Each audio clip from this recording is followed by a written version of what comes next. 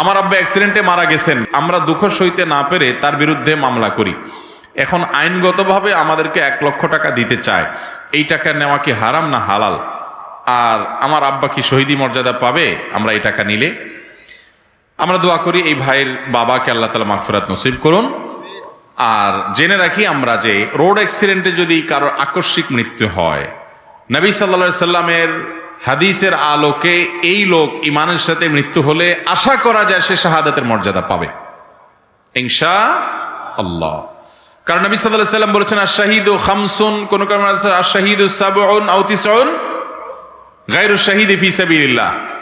আল্লাহর রাস্তায় যারা জীবন উৎসর্গ করেন তারা ছাড়াও আরো বিভিন্ন প্রকারের শহীদ আছে। এর ভিতরে পানিতে ডুবে মরলে, আগুনে পুড়ে মরলে, কোনো দেয়াল চাপা পড়ে, ওয়াল চাপা পড়ে, ভূমিকম্পে সে মারা গেলে, এরকম রোড অ্যাক্সিডেন্ট ইত্যাদিতে এটাও চাপা পড়ে মারা যাওয়া, এগুলোর মাধ্যমে আল্লাহ তাআলা শাহাদাতের মর্যাদা দিবেন আশা করা যায়। এখন ওই যে মূল প্রশ্নটা, মারা গেছে যার গাড়িতে অ্যাক্সিডেন্ট করে তার কাছ থেকে 1 লক্ষ টাকা জরিমানা আদায়ের যদি বিচারিক ফায়সালা হয় সেটা নেওয়া জায়েজ হবে কিনা? এর উত্তর হলো ইসলামী শরিয়ার বিধান আমরা যদি শুনি অনেকে অবাক হয়ে যাব। সুবহানাল্লাহ, এই বিধান রোড অ্যাক্সিডেন্ট কমানোর জন্য যে কত বড় কার্যকর, এটা যদি আমাদের সমাজে কার্যকর হতো তো রোড অ্যাক্সিডেন্ট দেখতেন যে বেশিরভাগ হতো না।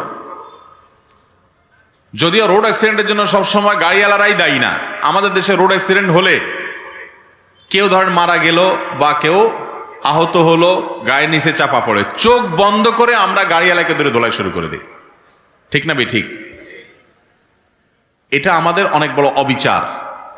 সব সময় গাড়িওয়ালাদের দোষ থাকে না ভাই, বরং অনেক অ্যাক্সিডেন্ট বিশেষ করে দৌড় দিতে গিয়ে যে গায়ের নিচে পড়ে এগুলো বেশিরভাগই ওই পথচারীর দোষ, গাড়িওয়ালার দোষ থাকে না। উল্টা পাল্টা যদি আপনি দৌড় দেন, গাড়িওয়ালা তো চাইলেই যখন তখন ব্রেক করতে পারেন না।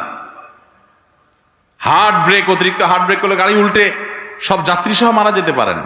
চাইলেই তিনি বা ব্রেক করতে পারেন না, কিন্তু অনেক পথচারী আছে দেখা দেখি নাই, দেয় দৌড়, এরপর অ্যাক্সিডেন্ট হয়। যাই হোক, যদি চালকের ভুলের কারণে মানুষ মারা যায়, চালকের ভুলের কারণে, তাহলে এটাকে বলা হয় ইসলামী শরীয়তে কতলে খতা বা ভুলবশত হত্যা।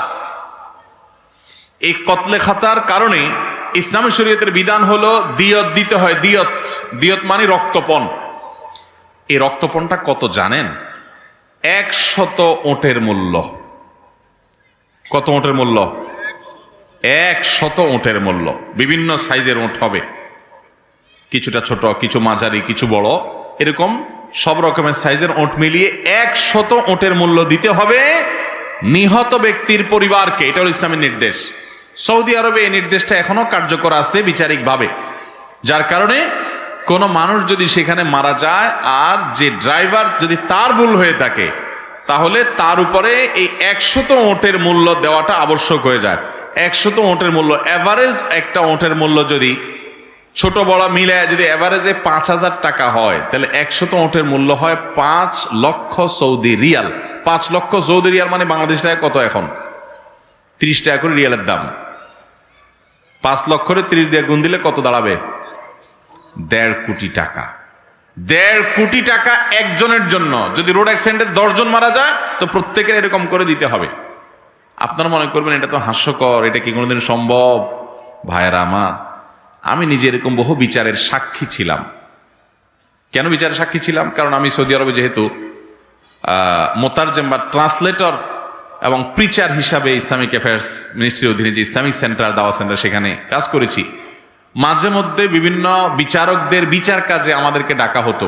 বাঙালি আসামি বা বাঙালি বাদী হলে তখন তারা তো ভাঙা ভাঙা আরবি জানতো, তো আমাদেরকে অনেক সময় জজ সাহেবরা ডাকতেন তাদের এই কাজে সহায়তার জন্য। তো এরকম কয়েকটা মামলায় আমি দোবাসী হিসাবে গিয়েছি, আমার জানা আছে। যদি কারোর গায়ের নিচে চাপা পড়ে ভুলবশত হত্যা হয়, তাহলে সেক্ষেত্রে তাকে এটা দিতে হবে। দিতে পারবে না, সে জেলে চলে যাবে। কিন্তু একা তো দিতে পারবে না, একটা মানুষ এত টাকা কোথায় পাবে? দেখেন, এই জন্য শরীয়ত এটা তার একার উপরে বর্তায় নাই। তার টোটাল যে আপনার ওই যে ড্রাইভারদের যে কি থাকে, অ্যাসোসিয়েশন থাকে, সমিতি থাকে, অথবা তার যে বংশের লোকেরা আছে, আর দিয়ে তো আলাল আকেলা বলা হয়েছে এটাকে, অর্থাৎ এ তার বংশ, তার সোসাইটির সবার উপরে এটা বর্তাবে যে সবাই মিলে ভাগযোগ করে টাকা দিতে হবে। এখন সবাই মিলে যদি দেওয়া লাগে একজনের কারণে, তাহলে ওর গ্রুপের মধ্যে, ওর দলের মধ্যে, ওর সোসাইটিতে, ওর পরিবারের মধ্যে, ওই বংশের মধ্যে আর উল্টাপাল্টা কাউকে কেউ গাড়ি চালাতে দিবে? সবগুলো দূরে সোজা করে ফেলবে। তোর একটা কারণে সবাই ফাঁসতে হবে, সবাই টাকা দেওয়া লাগবে। ভাইরা আমার, তাহলে আপনি 1 লক্ষ বলতেছেন, সেখানে কত টাকা আসলে একজন মানুষের রক্তের মূল্য বা বিনিময়, যদি রক্তের কোনো মূল্য হয় না, এটা তার পরিবারকে দিতে, এটা হল ইসলামী বিধান। এটা যদি থাকতো তাহলে বেপরোয়া গাড়ি চালাইয়া মানুষ মারা, এটা কোনোদিন কল্পনাও কেউ করতো না। জেলে পড়ে থাকে। বাংলাদেশে এক ভাই একবার মসজিদে মুয়াজ্জিন ছিলেন, আমি তখন দাম্মামে সৌদি আরবে। তিনি এরকম ফজর নামাজের আজান দিতে যাচ্ছিলেন রাস্তা পার হয়ে। তো এক ভদ্রলোক, উনি পুলিশে চাকরি করেন, ডিউটি শেষ করে আসার সময় প্রাইভেট কার উনি নিজে ড্রাইভ করতেছেন, সেখানে সবাই নিজের গাড়ি নিজে ড্রাইভ করে বেশিরভাগ লোক। তো তার গায়ের নিচে চাপা পড়ে ভদ্রলোক মারা গেলেন। ওনার নাম ছিল মনির ভাই, আমার নামও মনে আছে। বয়স্ক মানুষ ছিলেন, চাপা পড়ে মারা গেছে। আর আমাদের দেশের মতো মাইরাই দৌড় দেয় না, সবাই যদি অ্যাক্সিডেন্ট হয় মারাও যায়, সে ওখানে দাঁড়ায় থাকে। কারণ দৌড়ায় তো লাভ নাই, সিসি ক্যামেরা আছে সব জায়গায়, ধরা পড়বি, কোথায় যাবে সে। আমার দেশে যে দৌড় দেয়, এই দৌড় দেওয়ারও কারণ আছে। অনেক সময় দেখা যায় গাড়ির নিচে লোক পড়ছে, তার একটু উঠায় একটু হাসপাতালে নিয়ে যাবে বেচারা, সেই সুযোগও নাই, কারণ পাবলিক এসে ধোলাই করে তারে মেরে ফেলবে। ভাইরা আমাদের এই জুলুমগুলো বন্ধ করতে হবে। রোড অ্যাক্সিডেন্ট হলে সবসময় ড্রাইভারের দোষ চোখ বন্ধ করে এমনটি মনে করা যাবে। বরং আমি তো আবার বলছি যে প্রায় সময় পথচারীদের যে রোড অ্যাক্সিডেন্ট গুলো হয়, এগুলোর ক্ষেত্রে বেশিরভাগ দোষ কার থাকে? ওই পথচারীর থাকে। আমরা তো চোখ বন্ধ করে ড্রাইভারের দোষ দিয়ে বসি। ড্রাইভার পারলে গাড়ি ভাঙচুর করে শেষ করি। আর কিছু লোক চাঁদা নেওয়ার একটা চান্স পায়, ঠিক না বেঠিক? কিছু হোক আর না হোক, গাড়ি আটকেছে, ড্রাইভার আটকেছে, কিছু টাকা পয়সা নিয়ে দফা রফা করে ছেড়ে দিছে। ওই যার মারা গেছে বা ক্ষতি হয়েছে তার আসলে কিছুই হয় না, মাঝখান থেকে কিছু মাস্তানরা টাকা পায়। আছে না নাই? আল্লাহ তাআলা আমাদের দেশের প্রতিটা স্তরে যেন সুশাসন প্রতিষ্ঠা হয়, আমাদেরকে সে তৌফিক দান করুন।